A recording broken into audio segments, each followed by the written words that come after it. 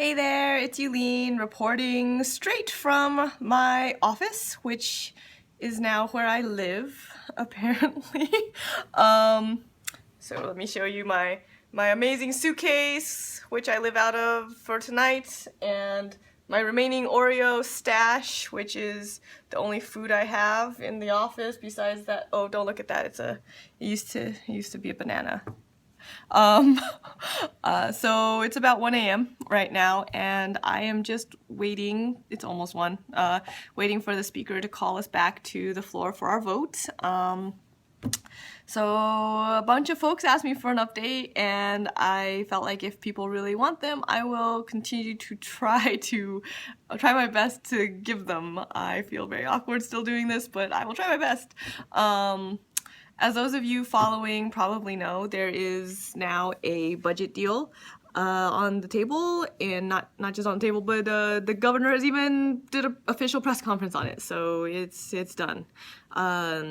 So we were all sitting around watching his press conference, and right now we are waiting for the Republicans to finish analyzing the bills, and then for the bills to be printed so that we can all have it and vote on it. So it takes a minute, and I will therefore remain in my office, camped out here with my scary banana, and now you can join me. So while we wait, I figured that I would share with you some of the highlights and lowlights of what we have to vote on today, and I took a couple of notes in conference, so I'm putting them on the screen behind me here. All right.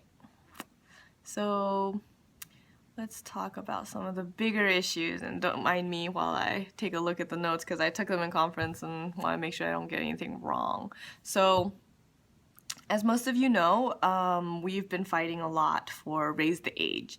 You know, I talked a little bit about it last time. New York is one of only 2 states that still does not treat minors differently from adults when it comes to, you know, criminal court. So right now minors are facing same sentences as adults, and for 12 years the chair, Joe Lenthal, has sponsored a bill on this issue, and for 12 years it hasn't gone anywhere until this year. So nobody has fought for this issue more than our speaker, Carl Heastie, and it was a personal priority for him, and I'm really, really proud that I got to be here for my very first session and actually do history-making legislation, because we're finally catching our folks up in this state. I feel very proud that, you know, he made the deals that he did to be able to get this. It isn't perfect, and we had to compromise on a lot of pieces of it, but I think it's pretty solid what we have now, and I think that many young people will be able to have a future because of this change. I brought with me one of these, hold on one sec, this flow chart that they had given us, so that I can kind of describe to you also like how they describe to us some of these new changes under the law. So this is the first part. Under the new law, civil violation charges such as like open container violations or little bits of pot or whatever, as well as misdemeanors under the vehicle and traffic laws like DWIs, they would be continued to be handled in local court. And then all the misdemeanor charges under the penal law would be handled in family court. And then all felony charges would begin in a newly established youth part of the criminal court. That would be presided by a family court judge, where offenders would have access to intervention services and programming. And then nonviolent offenders would be transferred to family court unless the district attorney makes a motion that demonstrates extraordinary circumstances that would justify retaining the case in the youth part of the criminal court. And then violent felony cases would remain in the youth part of the criminal court and be subject to a 3-part test. Can you see the test? That weighs the offense to determine whether the case will be eligible for removal to family court. And then It says here that juvenile cases not eligible for removal will be treated as adults for sentencing purposes still, though the court will be directed to consider the defendant's age when they are doing their sentencing. So, that's some of the very basics of the bill. I also really personally have raised the issue of sealing, the sealing of your records right now is it's still held at the 10 years that the governor and the Senate wanted, and I think that we wanted it to be much earlier because I just think that it's a little unfair for folks like when they're like 13 years old and they commit a crime, maybe like they were with their friends at a mall or something and goofing around and throw something off the balcony, and then they cannot actually go back and try to get their records sealed until they are 23. So I think that's pretty difficult, but it's a work in progress, and I think that these are steps that we are taking forward. So I'm really proud, again, that we have finally caught up as a state. One of the other things that we won is $1 billion for supportive housing. It's a really huge step. I think the best way to battle rising homelessness issue in our state is, of course, to try to help keep people in their homes. Our Assemblymember colleague, Assemblymember Andrew Hevesy, really fought for this issue, and I was a proud co-sponsor of the bill. And I think that it's a really big game changer. I think that people will really, feel the effects of this very quickly. We had a couple of different things in the housing. Let me see. The speaker gave us a couple of things just recently, so just like a couple minutes ago, about his housing program spending plan. He said that last year, $150 million of this funding was released for supportive housing initiatives, and today the agreements outlined the schedule for the remaining 4 years through 2021, and we got $2.5 billion in capital funding for the next 5 years, so that's really huge. One of the other things in that was the NYCHA funding, which was a huge fight for me personally because I was the one with Assemblymember Brian Kavanaugh and our chair, Steve Simbrowitz, in Housing to write the letter. And we wrote the letter to our speaker with almost all of our colleagues who are representing NYCHA in their districts to sign on. So we had over 30 signatures for the letter. We asked for $500 million, which we felt didn't even help to fix the infrastructure that's desperately needed to be fixed. And we knew that HUD cuts would be coming and that Section 8 cuts were going to be coming from the federal government. So, we were hoping to be able to get more, but we were able to get the $500 million in our One House resolution, but it didn't make it through the budget process. We only got $200 million, and we still consider it a win because better than nothing at all, but it really is just not enough. And we know that the $500 million would have only been a Band-Aid solution as it was, and this is just really like a lick on the wound, basically. And so it's really not enough, and I promise to keep on fighting for our NYCHA residents. It's something that's really serious. I saw the numbers for the compounded cost that it would be to not make the infrastructure improvements that we need to make now. So it gets much, much worse if we don't do something now. One of my personal biggest wins, I'm actually really excited about this, was our funding for NORCs and neighborhood NORCs. Again, I was one of the writers of the letter with a couple of my colleagues, which I'm really proud of. The governor had originally cut the $700,000 for NORCs out of his budget, but we not only got the money replaced, but we raised it to $2 million. So as we all know, when we are able to keep our seniors active and healthy and socially, out there, we are also helping folks be able to stay healthier for longer. And that makes it so that it's like the way that we talk about preventative care in healthcare, right?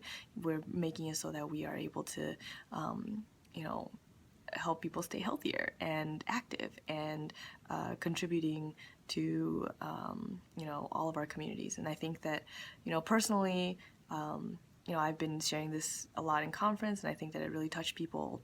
But in Chinese culture, we always say that our elders are our biggest treasures, and I think that we need to treat our elderly with the respect and dignity that they deserve.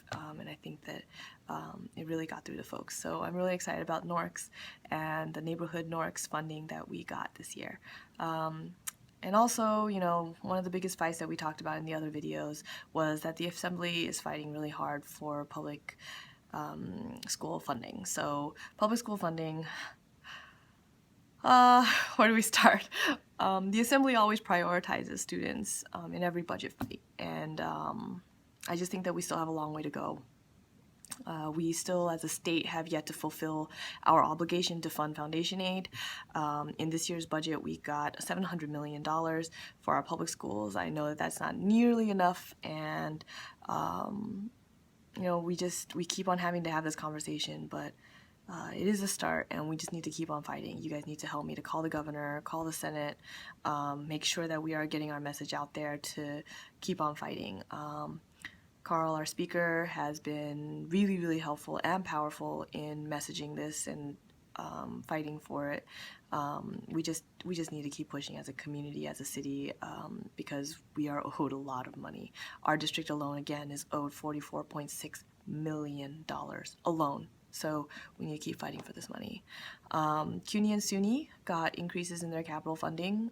We also increased support for opportunity programs because we really recognize that for many New Yorkers, higher education would not be possible without these investments. Myself, public school kid all the way through, and I was a CUNY Baruch grad student, so it's really important for me that we are making sure that we are investing in our higher ed, because I know for sure that without public education and without CUNY, I wouldn't have the opportunities that I have now. So, you know, somebody who has to work while going to school to make ends meet, you know, I think that, you know, many of us have been there, and I think that we can definitely sympathize and empathize with those students who are struggling right now to be able to afford to pay for school. Another budget item that can significantly impact Lower Manhattan is, of course, the $2.5 billion in water quality improvement funding. So we fought for the city to be included in this funding, and we got it. So although we didn't get to put in the specific language that I wanted for Lower Manhattan, which is to be able to say like flood protection and coastal resiliency in the language, there are many, many parts of this pool of money that we need to apply to, and the city needs to apply to for Lower Manhattan. I strongly encourage our community boards and our borough president, hi Gail, to also look into helping to make sure that the mayor and the Office of Resiliency to look at all the ways we can take advantage of this funding right away, because even though it's stretched out for a couple of years, this is absolutely funding that we can apply for to make sure that we are actually piecemeal looking at some of the things that we can do, such as like sewage pumps, making sure that there's ways to fix some of the infrastructure below ground and above ground that match all of their different programs. So there's a lot of different details that I will maybe make another video of some other time, but I can make sure to detail them for our community boards and for folks that really want to help to push that along. Also, the budget builds on last year's $2.5 billion in funding commitment for affordable housing, as we mentioned, but we still have to keep on fighting that huge problem that we know of as 421A. In Lower Manhattan, we really kind of feel the impacts of this issue, and you know, we have a huge problem with affordability. So as one of the biggest issues in our district, I feel like we really kind of lost on this fight. Tenants really lost, and you know, we're continuing to bring this up my colleagues and I who have been fighting every time in conference, it's really frustrating because I guess I just want to say this. I'm going to put it on the record. I know that a lot of people might not want me to, but the Senate and the governor fought us on this issue so hard, the hardest, and we just really can't help but wonder who they are fighting for when they do that. I said it. So we will continue to fight. We just need to keep on pummeling the Senate and the governor with those emails, those letters, and those phone calls, and just keep on writing in about how our neighborhood is. I think it's so important. Anyways, you are the reason I'm here, and it is again almost 1 a.m. and I am tired and lonely and gaining weight from Oreo cookies. Let me just say that the lack of awesome Lower East Side and Chinatown food options is really upsetting to me. People here do not food like we do. So I miss you guys. Let me know what's up, and let me know if there's anything else that you guys want to know more about. I know that some of this was really fast and not in a lot of detail, so if there's anything specific that you want me to kind of go through, please post it. Please let me know how I can better dialogue about some of the stuff in the budget. I know this is a really long post. It's a really long budget. I've been trying to answer the questions that have been coming in by email in response to my videos, and also, just kind of give me suggestions on things. I'm so open. So help me out, and I hope to see you all soon.